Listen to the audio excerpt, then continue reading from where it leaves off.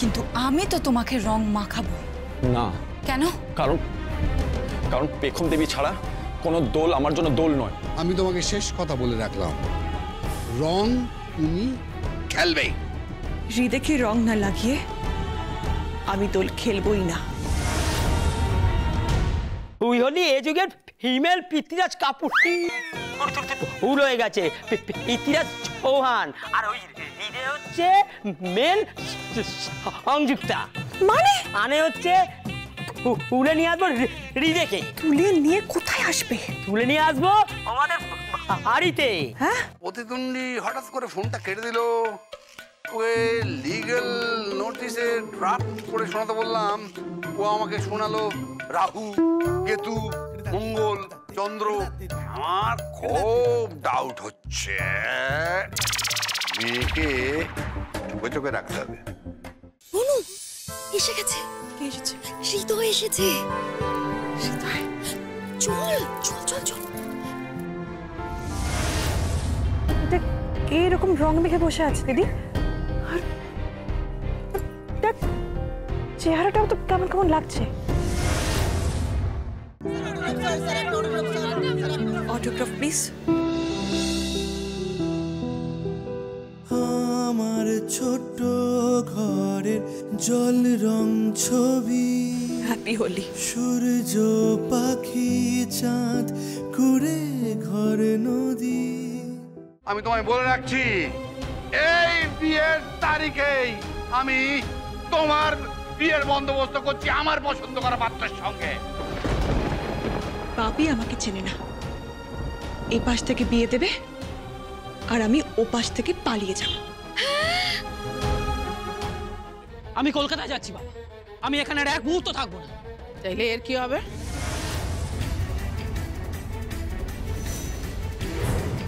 ওর কি হবে আমি কি করে জানবো? আমি কি করে জানবো? ওকে তো আমার মাথার উপরে জোর করে তোমরা চাপিয়ে দিয়েছো। বিয়েটা প্রজাপতির ইচ্ছে হয় খোকা।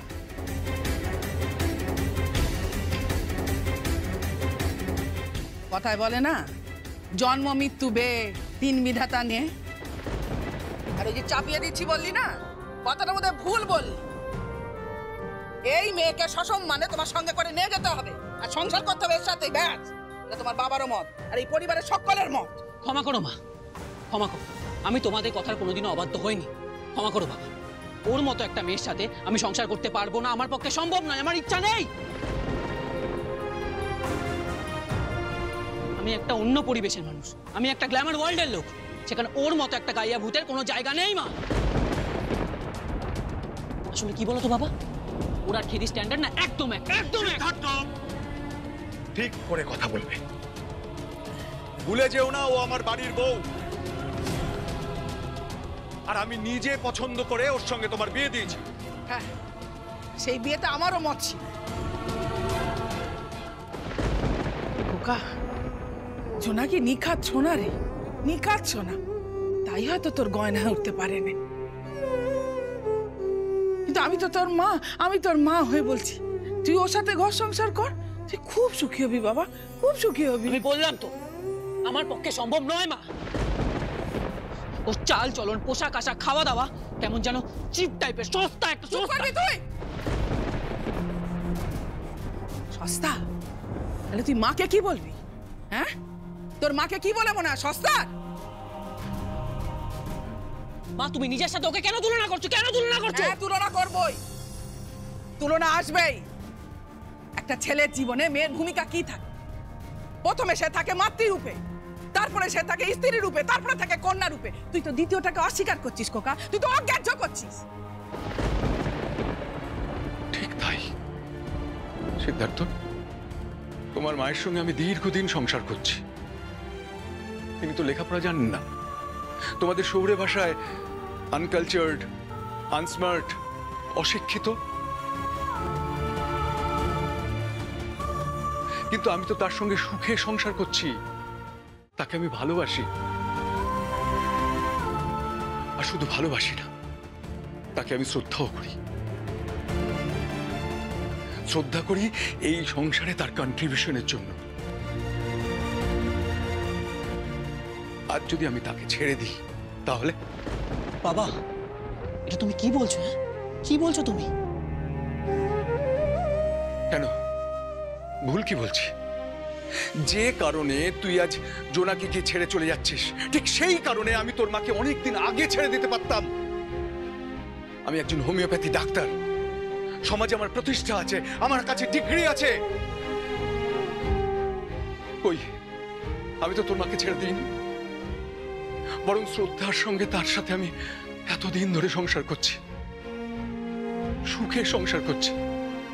কই, তাকে তো আমি কোনোদিন বলিনি যে তুমি তুমি অশিক্ষিত, তুমি একটা গেঁয়ো ভূত, তুমি সস্তা। কালকে মুম্বাইয়ে সেই পার্টিটা আসছে, তোমাকে কিন্তু 3টে গান কম্পোজ করতে হবে, মনে করে সেগুলো রেডি রেখো। হ্যাঁ, সামনে একটা মস্ত সিঁড়ি এসে গেছে, সেই সিঁড়ি বেয়ে তুমি ওপরে উঠবে, আর আমি তোমার পাশে থাকবো একজন সেক্রেটারি হিসাবে।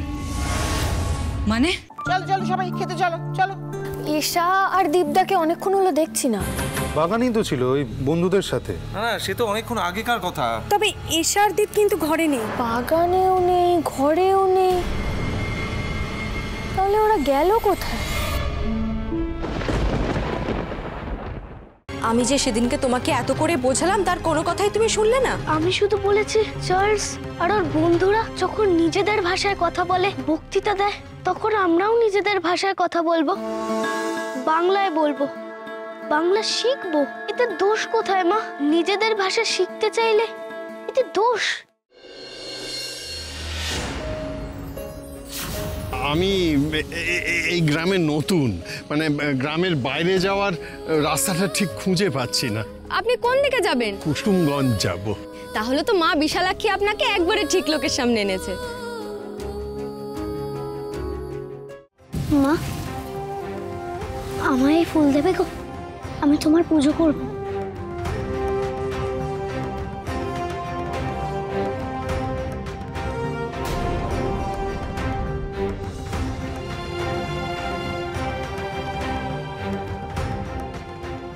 তাড়াতাড়ি চলুন, আমাদের তো আবার বাড়ি ফেরার আগে মন্দিরেও যেতে হবে। ছোট বৌদি ঘরে গিয়ে কত ডাকলাম, ছোট বৌদি ছোট বৌদি, কই সাড়া পেলাম না তো।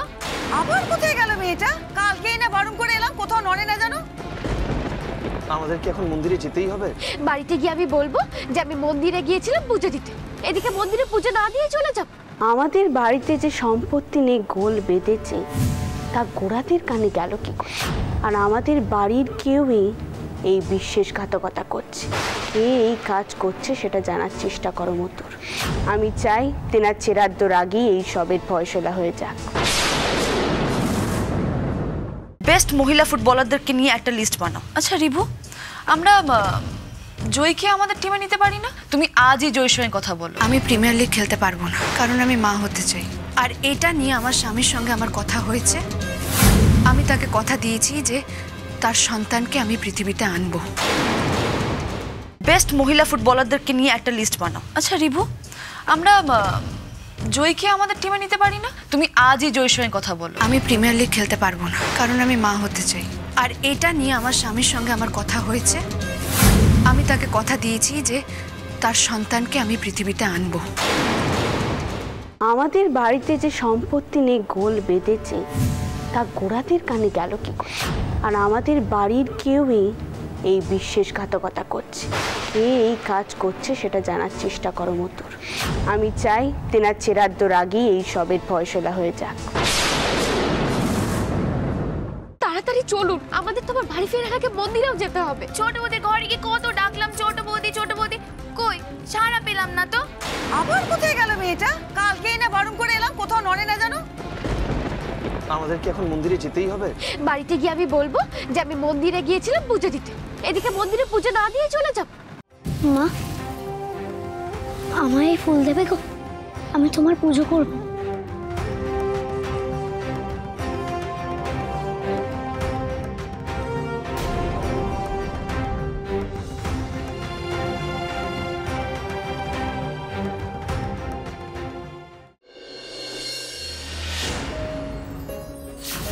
আমি এই গ্রামে নতুন, মানে গ্রামের বাইরে যাওয়ার রাস্তাটা ঠিক খুঁজে পাচ্ছি না।